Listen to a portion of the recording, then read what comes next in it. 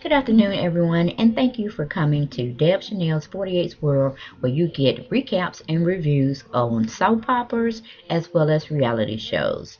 Today, we're going to be covering or recapping for you the Young and the Restless episode, which aired on April 25th, 2016, which was Monday. Let me give you a little summary. The Nikki begs Victor for forgiveness.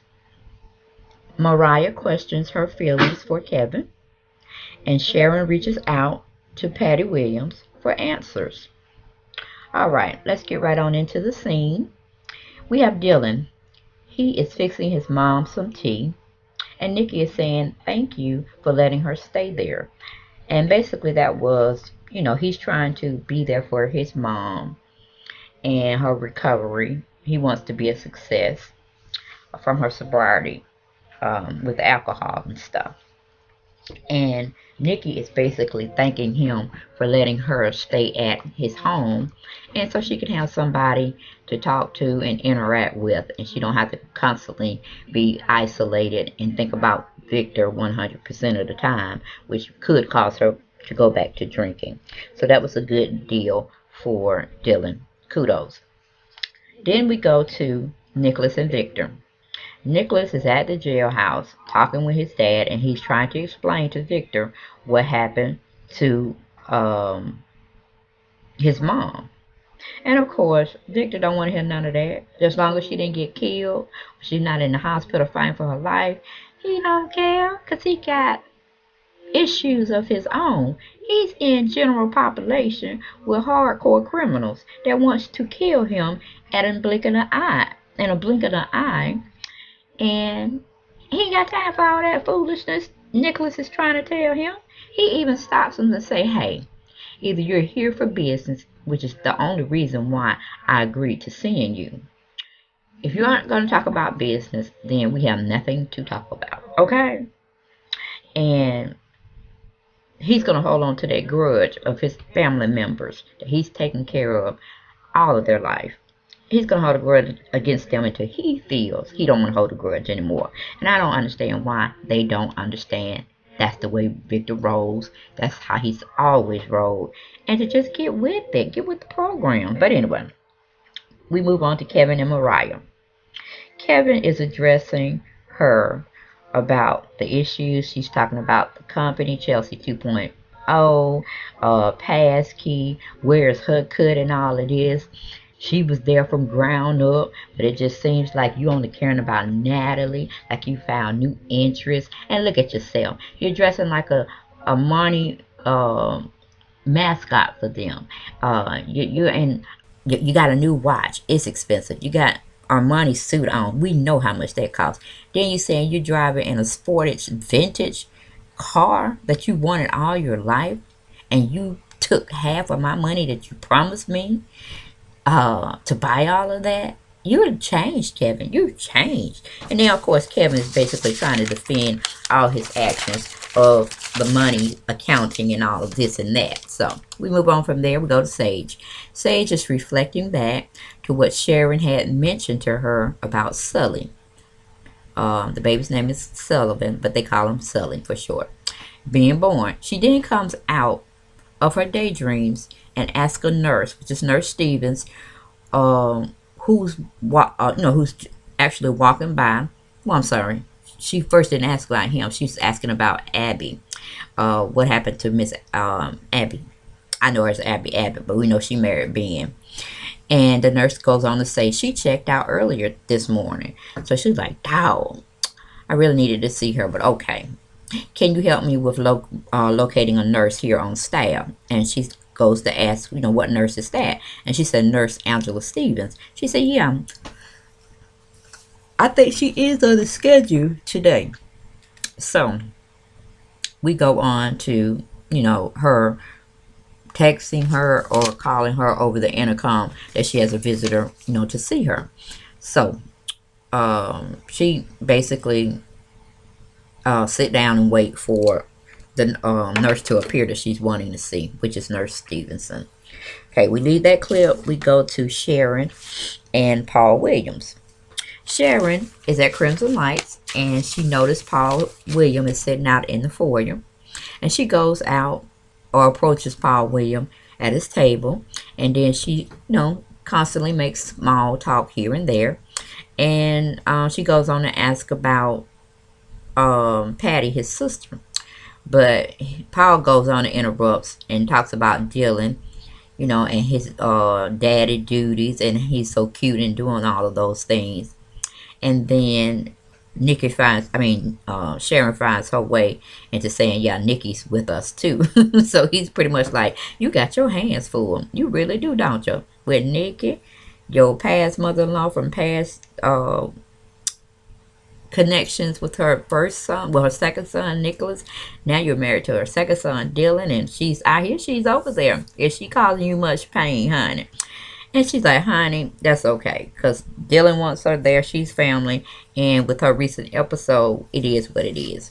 So, that's when Sharon deflects and she goes to ask Paul, how is his sister Patty doing? And he goes on to tell her she's at a more secured facility and she should know why. And she's no longer at Fairview. She's at another high maintenance security place. And he just basically feels she's more safer there than at Fairview. And, because Fairview was a little lenient with their patients, and they could pretty much do whatever they wanted to do, and she wasn't stable enough to be on her own to ascertain whether she was okay to be with other people without trying to escape. So they had to move her to a definitely secure place where they're watching her 24/7. So that was news Sharon wanted to hear. So she was thinking about, dog, that how am I going to get to in to see her now? So I don't know. Maybe she pulled strings with Paul and Paul got her in, because she definitely goes to see her. We go to a commercial. We come back. We're back on Kevin and Mariah.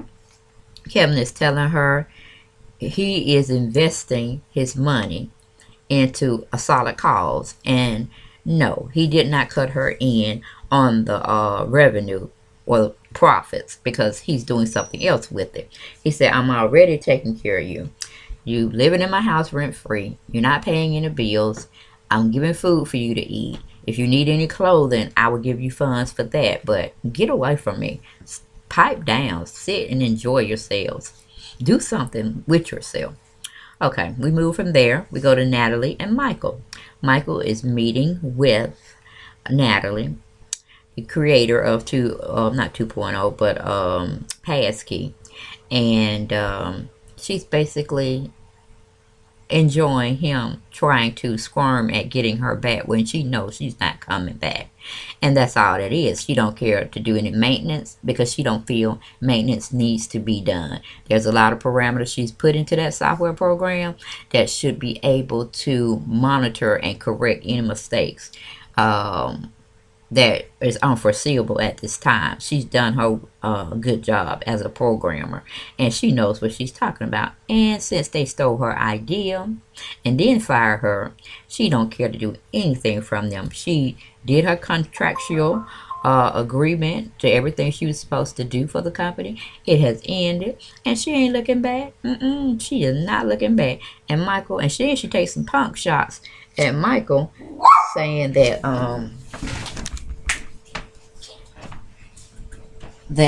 he's no longer a lawyer, so he has to be downgraded to being a manager, trying to get people enlisted in the company. Oh, how she loves that. But Michael says, hey, he's got his law thing in review, and he knows he's going to be vindicated, and he will be back on the chopping blocks of taking the people to court and putting criminals where they need to be put. So he just said, this temporary, baby. I'm still making money. It ain't what I really want to do, but hey, it is what it is. Okay? Now, are you coming back? Are you going to come back on board to just be our maintenance person for the software program that is being implemented at Newman Enterprises? Because we don't need no hang-ups, no headaches, or no hacking going on. Okay? And she looked at him like, whatever. Anyway, he's still saying they don't need the 3 H's. No headaches. Okay? No hacking. And you all know the third one. Okay? It is what it is. All right. We move on from there. Sharon and Patty Williams. Sharon is visiting Patty at the newfound facility. Definitely Paul had got her into. And of course, when she wants to be coy. And as she feels that she's in her delusional lane, and mind, and she don't want to come out and play with the people in reality, so she just says it was nice seeing her, da da da da da da, but she don't think she's going to get the information that she's looking for, at least not at this time. So as she rises to leave from her seat, Patty started dropping tea. Like, wait a minute, this nut done came back to reality. Is she crazy? Like, Sharon, yes, that's why she's in the mental institution. She likes to play her game. She's fully lucid when she needs to be, and then she acts like she's lost her mind when she don't want to play the game or she don't want to be in reality. So it's kind of a frustrating and a double-edged sword, but it is what it is. So Sharon just slides herself back down in that seat like she was getting a reader from a palm person, a palm reader, or psychic. She said, tell me more, tell me more. I was like, Lord have mercy, these people. But anyway, we leave that scene. We go, well, basically, before we leave that scene, Patty just specifically tell her, I done told you one time before. And I done told you, so I think you a little unhinged from reality. You might need to be in here with me or take yourself back to Fairview and let them work on you some more, because you're a little loose cannon running around there and your mind is not wrapped tight. I done told you you never were pregnant. It was a scheme to make it seem like you were pregnant just to give you the baby that you desired and you wanted. However, that's not your baby. That baby belongs to somebody else, okay? And I'm sure you could figure that out by now. You roll very closely with her. All right. So we move on from that scene. We go to Dick and Nikki, Dylan, and Baby Sully. Nikki is talking about everything that has transpired, and Paul Williams is knocking at the door. She was having a conversation with her son, Dylan, and as they were entering in some more murky type waters, Paul, or a stranger, comes to the door. When he opens the door, he sees that it's his father. He's coming to pay a visit to him to check on his grandson, as well as he know a little birdie done told him Nikki's staying over there. So he knows all too well his friend from childhood that she done fell off the wagon again. So he's making 3 visits to what? He's seeing Dylan, his son. He's making a little cuckoo noises with his grandchild, and then he's coming to get his childhood friend together, trying to put her back on the straight and narrow. So that's what his reasons were. We leave that scene. We go to Victor and Nicholas again. Victor is fussing with his son Nicholas about him coming to tell him in the jailhouse that he needs to make it right with Nikki. Nicholas goes on to say, she came out here, you wouldn't visit with her, you just tore her up. Dad, she's drinking again, she almost got killed. Now, if you want to have a strangeness from your family members, such as your children and Nikki, don't do the grandkids like that. Don't do that, Dad. They need to know you, your kids through. But anyway, you know Nikki has always been there for you, even through previous marriages she got out of, because she wanted to be back with you. You and her are destined to be together. Good or bad, bad or good. Y'all are just joined at the hip. Stop acting, Dad. Just stop acting. And face up to the things that you did. Do you keep saying we put you in jail? We put you only because you wanted to keep your company going on, and that be your legacy. Aren't your kids are supposed to be your legacy?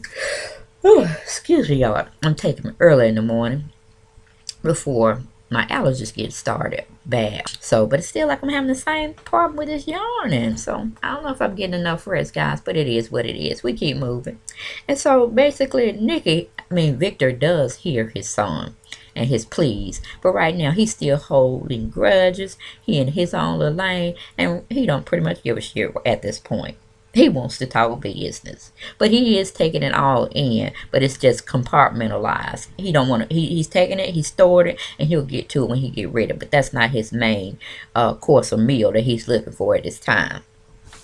So, Nicholas is doing very well in taking up for his mother. We go to a commercial. We come back from the commercial. We go to Michael and Natalie again. Natalie is saying no, she's not coming back. Stop the pitch. He can save his energy and his voice, because she feels the program that she put in place that they stole from her. So she holding grudges too, which rightly she should. But make them pay for it in monetary, and then you go create something else. You know, you got that up to go out. I don't know if that was a nerdy thing where she wasn't paying attention. She just bumped into his desk, or if she's suffering from some medical issue. See, I just really started covering this soap opera back because, you know, like I said, you watch it a couple of times and you familiarize yourselves with the new characters. You can pick up like you have been watching it for years and years and years. It's just that simple. Soap operas just go that way. They never really change their format or scripting stuff out, so you really can catch back up if you ain't watched them in 4 or 5 years. Okay? Just as long as you have some of the main players still there. But that's where we go with the Natalie situation. So we move on. We go back to Victor and Nicholas in the jailhouse. Victor is only saying he met with his son, and he's reiterating that to him only because he needs to discuss business. Newman Enterprises is his baby. That was his baby before he started having children. So that is his first love, his first baby. So Nikki will be his second love, and his children will come second. So let the two not entwine one another, because he is always going to choose the business aspect, his first love, his first baby. So he's trying to tell Nicholas to back up, sit down, and shut his mouth unless we're going to talk about business. If we're not going to talk about business, I have nothing else to say to you, son. Okay, we move from that scene. We go back to Paul, Nikki, and Dylan. Paul is getting on Nikki, and he's so rightly needs to, because he's the only one that can seem to bring her back to the center. He tells it to her straight with no chaser, and he be demanding her to break out of her unreality that she's surfacing herself in now. And that's pretty much where it is. But Dylan doesn't like the way his dad is coming off on her. He wants her to back off. He wants him to ease up with all the badgering about what she needs to do, what she don't need to do, because he feels that she is fragile. Paul gets the hint. He backs off, and we go to another scene. We're back at Patty Williams and Sharon. Patty Williams says she's been treated for mental health, not amnesia. So she's saying, honey, don't get it twisted. I may be, on paper, crazy as a bed bug, but I am not suffering from memory loss. I would like serve it up to her, Patty. All right. And so Sharon, it's kind of looking perplexed. Like, this woman got more sense than me. What is going on, Patty? Tell me about what you were saying to me. And why am I having these dreams? So, she just basically tells Sharon, look, I told you before you left. They don't play the game with you. They don't did some MK Ultra on you. They have taken your mind and twisted it for you to be thinking that you were pregnant. But in reality, sweetheart, you never were pregnant. Those were just mind games. You lost your baby. And for some reason, they convinced you that you were still pregnant. You even stood up in front of me trying to show me your pregnancy. And I'm looking at you like, you don't look pregnant, boo. You don't look pregnant. You just look straight up like a washboard or ironing board. Are you kidding me? You're straight up and down. There's no curve in your belly. There's no protrusion of your belly. Sit your ass down. It was all a game, Sharon. All a game. You never was pregnant. When you lost that baby, that's when you lost your son or girl, or little girl. I don't know. But you were not with child. Okay? when you came to Fairview. So Sharon is just looking at her like she crazy. She don't know if she's getting the detached Patty Williams or the one that definitely knows what's going on. She just chooses not to dwell in our reality as much because it depresses her. Her world is much better. So we go to a commercial. We come back. We are at Mariah and Kevin. They both are hollering at the top of their lungs. And in walks Michael to Crimson Lights. And he's like, wait a minute, hold up. Y'all can't be sitting up here fussing like this. Y'all talking too loud. And what y'all talking about don't nobody need to hear about. What is going on with y'all? And then, of course, Mariah goes on to say, just look at him. Do you recognize your brother? It looks like he just stepped off a photo shoot from GQ magazine, and he has the car that's vintage outside. You tell me what's going on, brother-in-law to be. What's going on with your brother? Okay, because I don't recognize the guy. I don't recognize him. So we leave that scene. We go back to Sage and Nurse Stevenson finally coming out, or Stevens, to see her. And Sage wants to talk about her and Dr. Anderson's relationship. So, before Nurse Stevenson can get any words in, Sage just go into badgering her, asking her 21 questions, back to back, back to back, back to back, back to back, about the incident when she was staying at Fairview, or no, when she was at the hospital, and just the issues of her baby dying and all of this, that, and the other, and her being so sorrowful about everything because she didn't really know her in passing. You know, they just met in passing. She was doing her nursing duties that she would do to any patient, and they never formed the relationship that they wanted to carry outside of the hospital. So she didn't understand where all the love was coming from. So she started going in, asking her questions about her being the angel of death, her helping terminally ill clients or patients commit suicide, how Dr. Anderson just swooped her up and got her out of that mess because she was facing legal litigation of assisting people to kill themselves and not listening to or adhering to her oath she took when she became in the nursing field and helping human service field with doing no harm to others and all of that. She was going in and in on them. So Angela Stevens said, to hell with you. I cannot help you. And I got to go. I wish you well.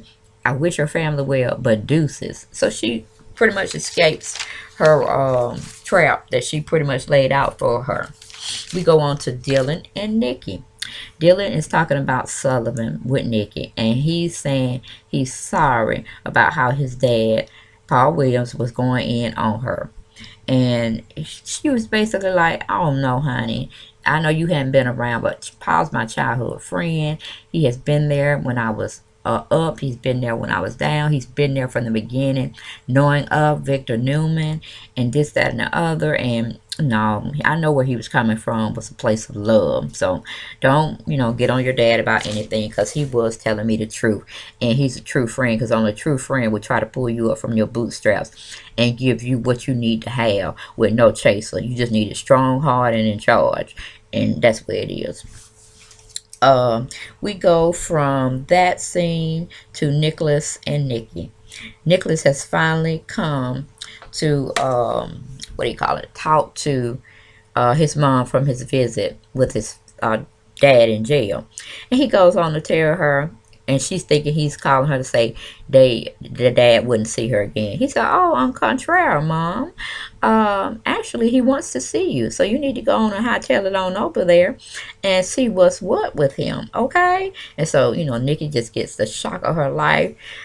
I can't tell if she's happy about it or she's kind of skeptical. But either or, she thanks her son for going there to the jailhouse and on her best behalf and getting another visit with Victor. So she hangs up the phone. We go back to a commercial. We come back from the commercial. We're back on Michael, Mariah, and Kevin. They're still at Crimson Lights, and they're still talking. Kevin is trying to make his plea to his brother to help him understand why Mariah is just so frustrated and she's saying all these horrible things that are not true. And, you know, Kevin is a lawyer. He has a mind to analyze and pick apart what's real, what's not, what's really true. So he knows Kevin is just finding a new love interest because he can talk with her about what goes on in his mind. They are both, him and Natalie, techie geeks. They talk tech language all day long and they enjoy it, and they find amusement in it, and they find a common interest that definitely could keep them talking for hours and hours and hours. And the relationship that Mariah has with Kevin is business oriented,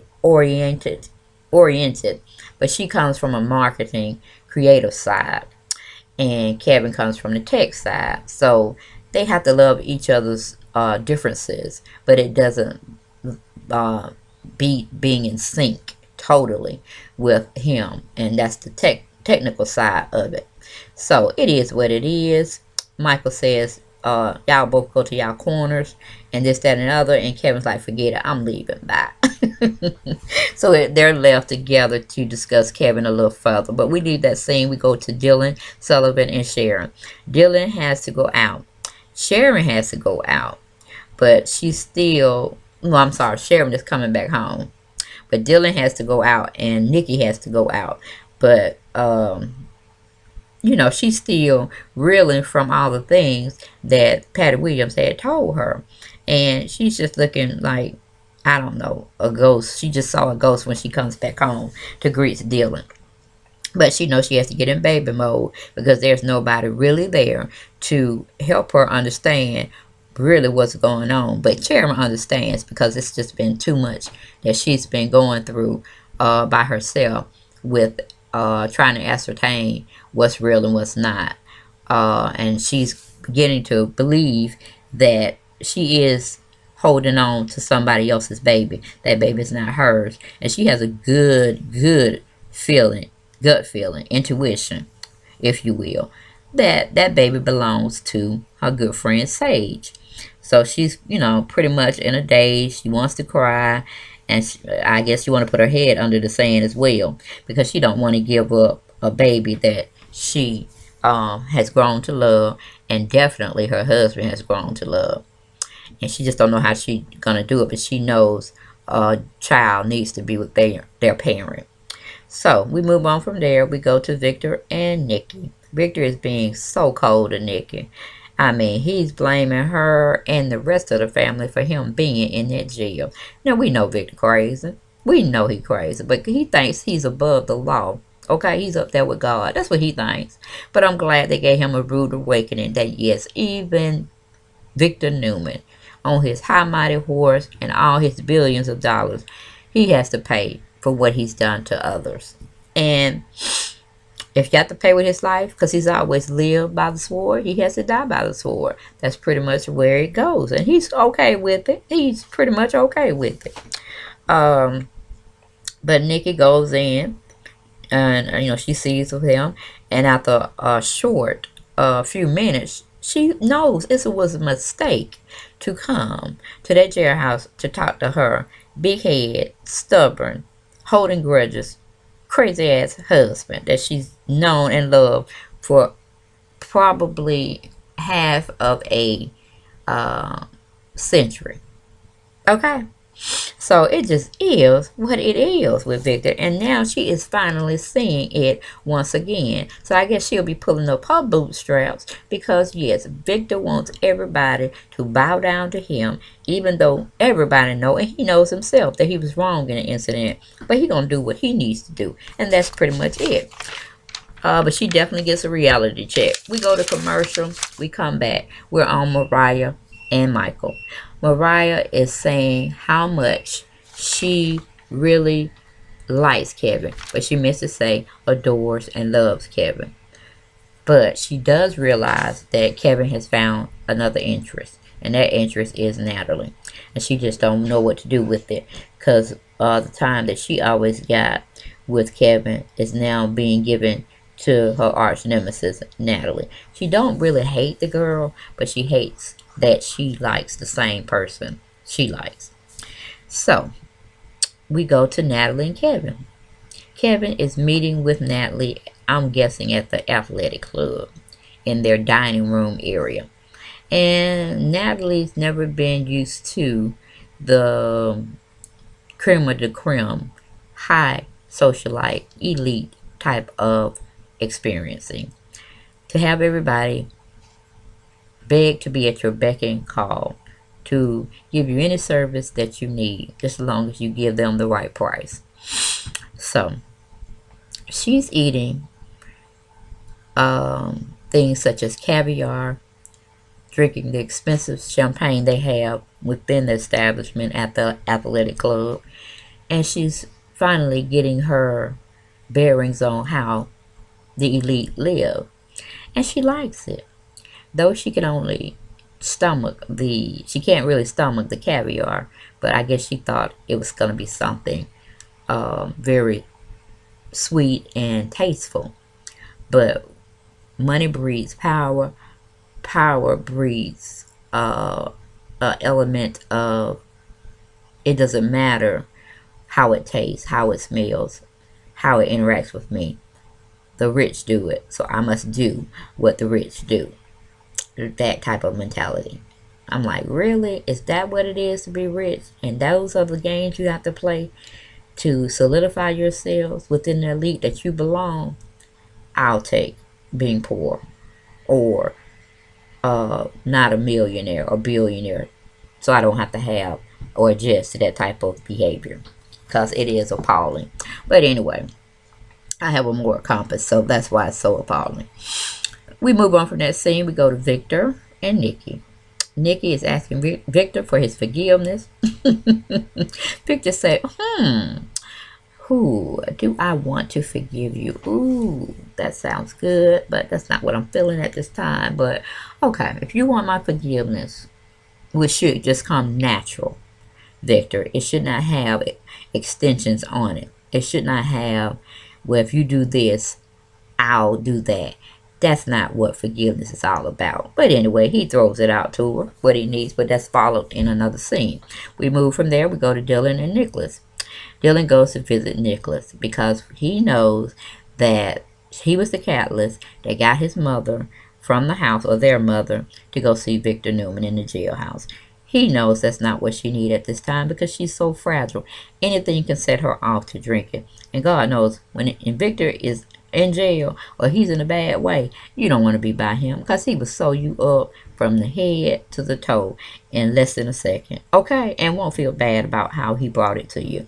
So he's like, you don't know, mama can't stand all that. I don't even know how y'all stood it. And I'm glad Victor was not my father. But I don't want him to do anything to my dear loving mother. Y'all had her longer than I have. And I need her to be there. I need to be there for her.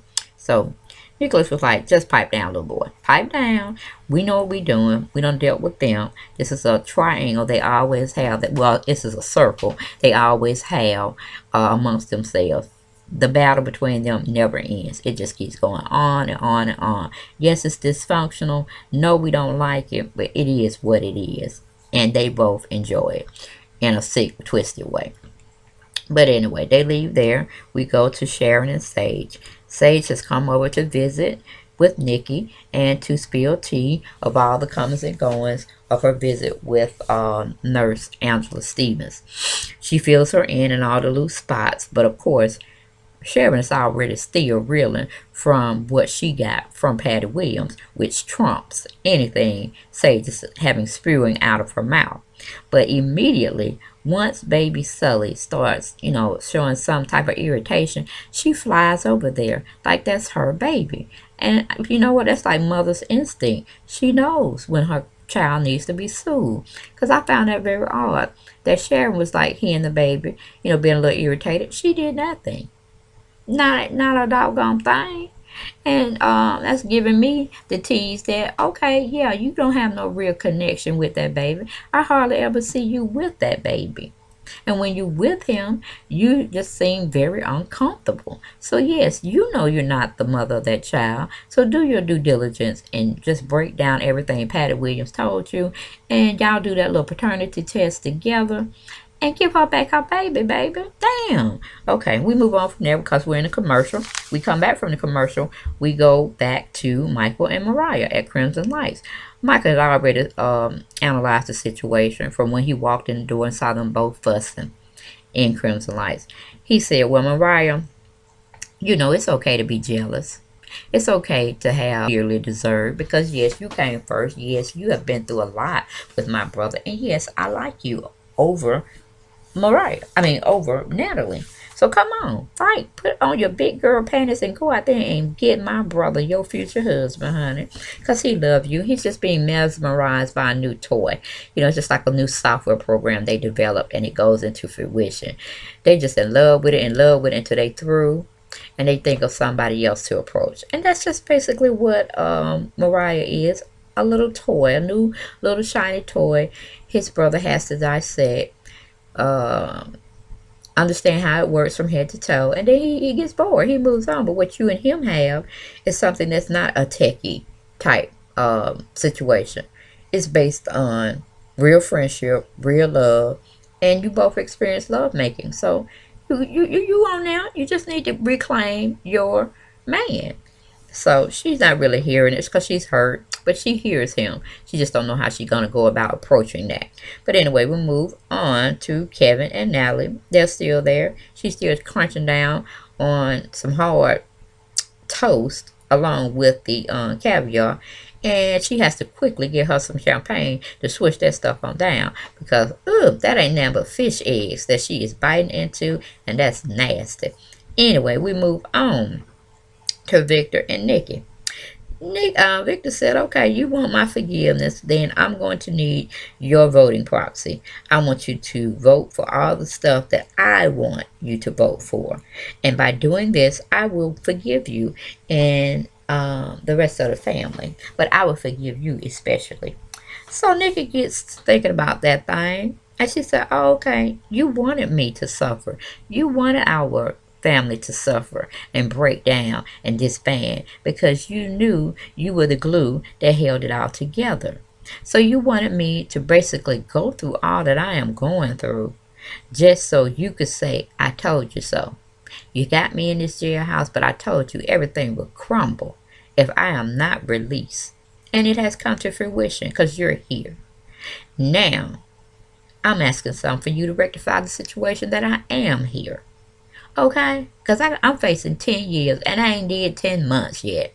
You understand where I'm going, Nikki? But I refuse to do these 10 years or maybe 5 for good behavior. And my company won't be there for when I get out. She goes on to say, you're going to have me. You're going to have your children. You're going to have your grandchildren. Is that not enough? He said, no. I want my first baby and my first love. And I want her running and be done made me more money. In them 10 years or 5 years, I might have to serve and get out for good behavior. Okay? I want that. And that will solidify me for the rest of my life, whether my family is in my corner or not. Whether they're around or not, I want my baby there. Okay? When I get back. So she got the realization. She got the thing that Paul was trying to tell her when he was like fussing at her and cussing her out about what she needs to do. She is all coming to fruition now, and she's getting that backbone, that strength that she once had. She just needed to hear Victor say those awful words that bring her down every time. So he brings her down, she builds herself back up. And that's the circle of relationship they have. But they do have love.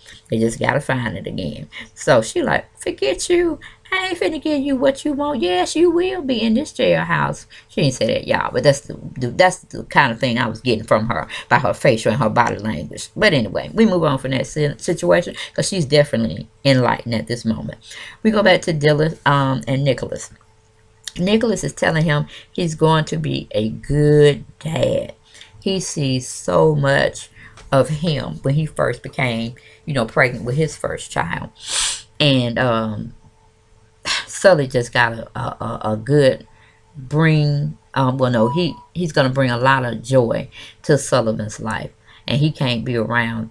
He wants to be around in the future to see him definitely cruise over his son going to his first games, going to his first I don't know, business school, assisting him with getting there, being there for his graduations, just everything. And so that kind of cooled Dylan down and kind of got him off Nicholas' back.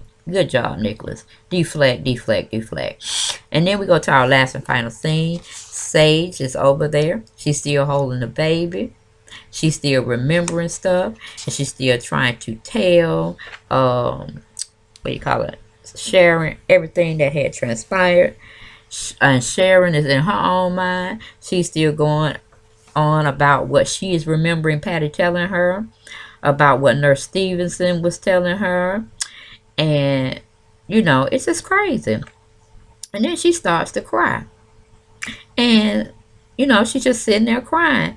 And then Sage is just finally looking up from looking in her days and being into her own little world and stroking baby Sullivan's back and stuff. And she noticed Sharon is sitting over there crying. And she's like, what is going on? What haven't you told me, honey?